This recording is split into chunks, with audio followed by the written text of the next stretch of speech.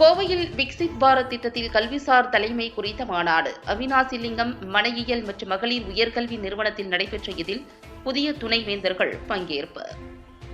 India சுதந்திரம் அடைந்த 100வது ஆண்டான 2047க்குள் இந்தியாவை வளர்ந்த நாடாக மாற்ற வேண்டும் என்ற இந்திய அரசின் தொலைநோக்கு பார்வையில் விக்சித் பாரத் திட்டத்தில் பல்வேறு செயல் திட்டங்கள் நடைபெற்று வருகின்றன.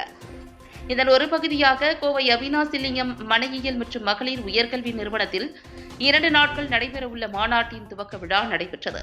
அனைத்து இந்திய பல்கலைக்கழகங்களின் கூட்டமைப்போடு இணைந்து நடைபெற்ற இதில் புதிதாக நியமிக்கப்பட்ட துணைவேந்தர்கள் பலர் கலந்து கொண்டனர்.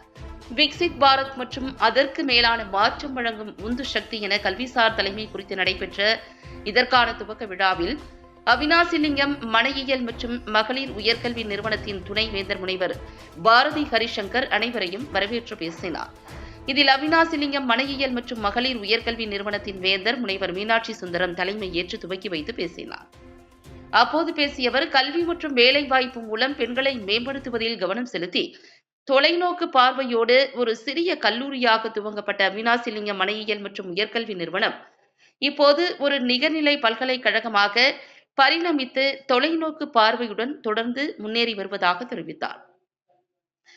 2047ஆம் ஆண்டுக்குள் வளர்ந்த இந்தியா விக்சித் பாரத் என்ற தொலைநோக்கு பார்வைக்கு பங்களிப்பதை இந்த நிறுவனம் உறுதியளிப்பதாக அவர் கூறினார்.